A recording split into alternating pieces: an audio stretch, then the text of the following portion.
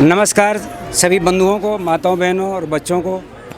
आज सरस्वती शिशु मंदिर माधव कुंज मथुरा, यहाँ पर जो अपना शिशु वाटिका का एक बहुत बड़ा केंद्र है, प्रभावी केंद्र है, इसको विकसित किया गया है। तो ये शिशु नगरी नाम से एक कार्यक्रम का आयोजन किया गया।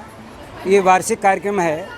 तो शिशु नगरी क्या है, इसकी एक संकल्पना लेकर के देश भर में ऐसा एक कार्यक्रम विद्या भारती के द्वारा विकसित किया गया। सभी प्रकार के जो हमारी शिशु वाटिकाएँ जहाँ जहाँ चलती हैं, उनको एक व्यवस्थित रूप देने के लिए प्रयास किया गया। आज ये शिशु नगरी का जो कार्यक्रम हुआ, उसमें विद्या भारती पश्चिम उत्तर प्रदेश क्षेत्र के माननीय संगठन मंत्री आदरणीय डोमेश्वर जी यहाँ पर विराजमान हैं। उन्होंने संपूर्ण इस शिशु नगरी को बड़े बारीकी से, बड़े अच्छे ढंग से देखा है, बच्चों को प्रेरित किया है।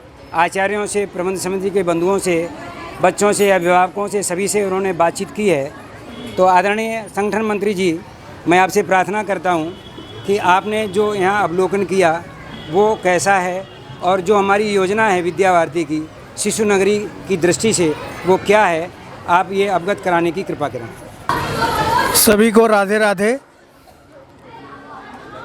विद्या भारती अखिल भारतीय शिक्षा संस्थान जो पूरे देश भर में शिक्षा के क्षेत्र में मार्गदर्शन करती है कि देश की शिक्षा कैसी हो, उसमें सबसे पहले जहाँ से शिक्षा प्रारंभ होती है वो है शिशु कक्षा।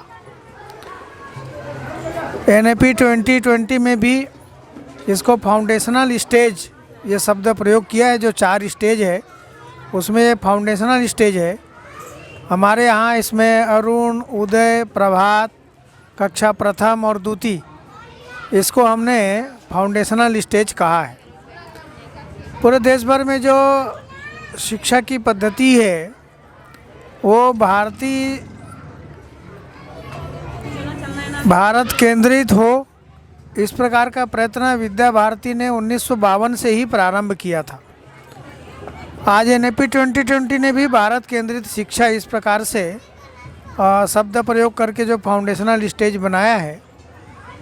इसमें प्रमुख बात ये है कि आज जो शिशु होता है, शिशुओं को हम उनके पंचकोशी विकास किस प्रकार से कर सकते हैं, उसका शरीर, मन, बुद्धि, आत्मा, इन सब का विकास और प्रकृति के माध्यम से ही हो सकती है, गतिविधियों के माध्यम से हो सकती है। इसलिए विभिन्न प्रकार के जो क्रियाकलाप है, गतिविधियां हैं, इसको चयनित करके हम प्रतिदिन इसी माध्यम से उनको सिखाने का प्रयत्न करते हैं।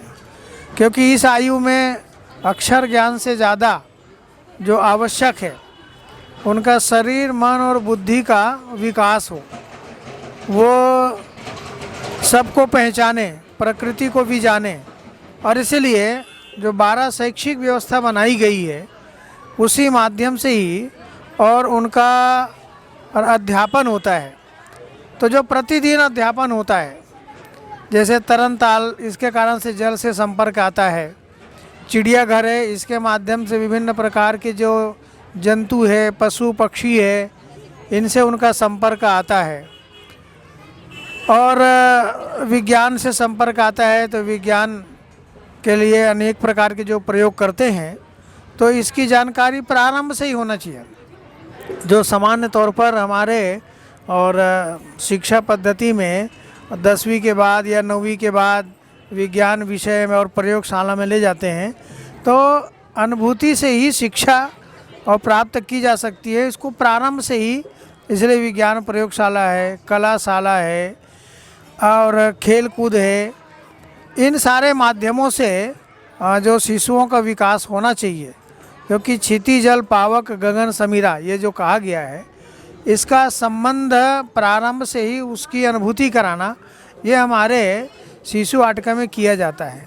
तो ये जो शिशु वाटिका की प्रतिदिन की जो शिक्षा है, उसी को समाज व्यापी करने के लिए और उसके एक बड़े स्वरूप में सबको दिखाने का प्रयत्न ये हम जो करते हैं उसको शिशु नगरी कहते हैं। बच्चों के द्वारा ही यहाँ पर घर कैसे होना चाहिए, आदर्श घर में क्या क्या काम होता है वो सारा दिखाया गया है।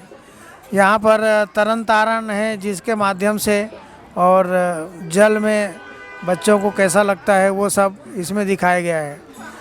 छोटे छोटे कलाशाला के माध्यम से कुछ उनको निर्माण करने की पद्धति अभी से मालूम हो, इस प्रकार का प्रयत्न किया गया है।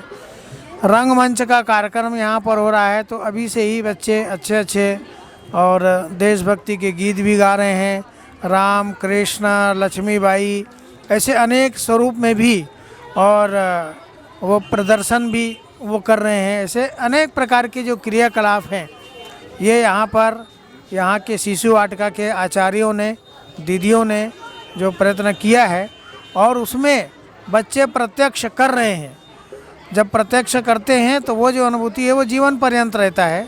इस प्रकार का प्रयत्न विद्या भारती के विद्यालयों के माध्यम से विभिन्न स्थानों पर जहाँ जहाँ ये हमारे विद्यालय चलते हैं, शिशु कक्षाएं चलती है, इसी प्रकार के प्रतिदिन जो अध्यापन करने वाले जो हमारे आचार्य दीदी होते हैं अपने बच्चों को शिशु नगरी के माध्यम से सिखाने का प्रयत्न करते हैं, और समाज के लोग उसको देखें ताकि वो भी अपने घर में इस प्रकार के शिक्षा में वो सहयोग करें।